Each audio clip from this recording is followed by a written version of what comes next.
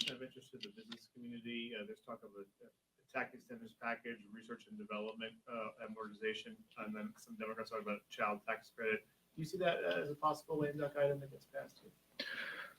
Well, it's my understanding that there are discussions. Those discussions are going to presumably be led by Chairman Richie Neal. I have great faith and confidence in him to try to negotiate something that makes sense for the American people, for American families, but also for the economy, for commerce, and for businesses that are committed to creating good paying American jobs.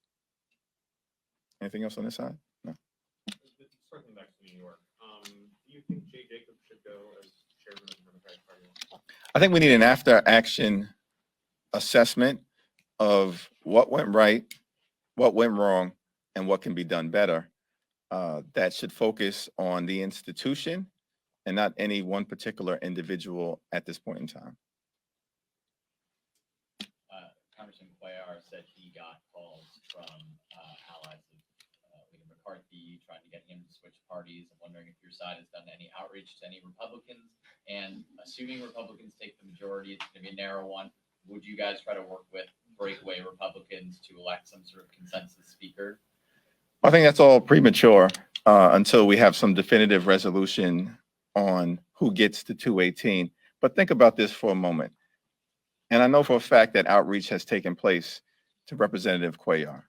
The nerve of these individuals and how desperate are they that they literally just spent millions of dollars mischaracterizing Henry Cuellar's leadership and talked about the emergence of a red wave in the Rio Grande Valley, then get wiped out by Cuellar and Vicente Gonzalez and want to run to them saying, we need your help because we're struggling, because the American people rejected our extremism, because they saw us for who we are and are not confident, despite all of the gerrymandering that took place across the country, including in Florida, which may actually be decisive, but we'll see what happens at the end of the day.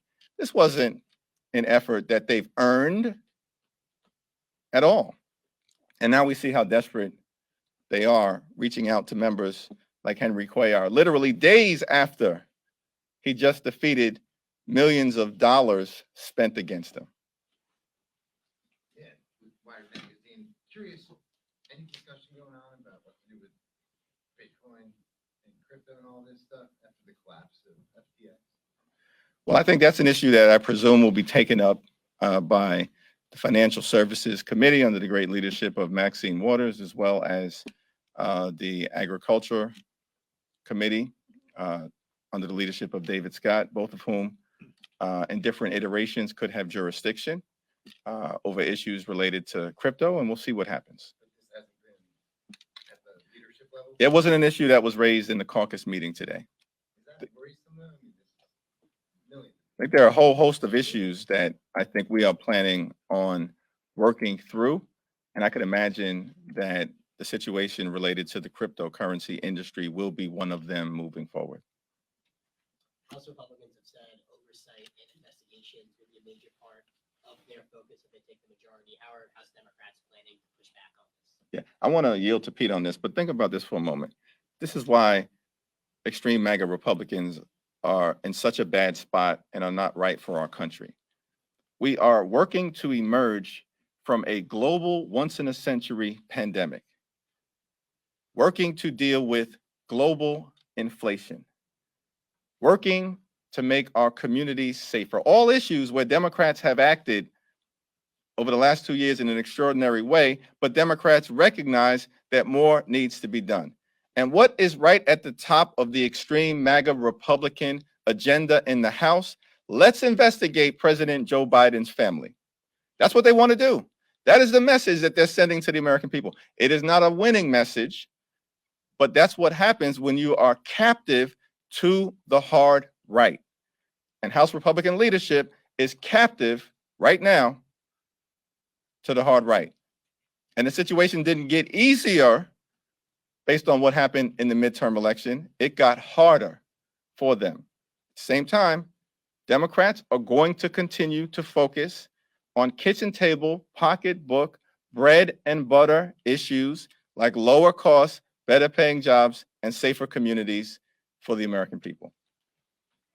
I think it's very telling that the Kevin McCarthy applause line, he wants in his job interview is that he's going to, defund the January 6th committee and send that money over to, investigations.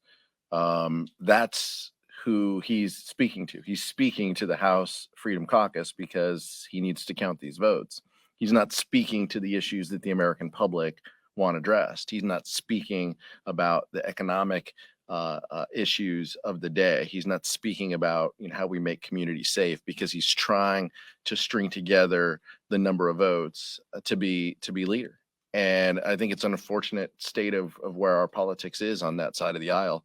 But we're not going to be deterred. Our values are going to be the same. Our focus is going to be the same. How do we stabilize these issues? How do we make life better for Americans and working class individuals in our communities? That's what our focus is. All right, last two questions.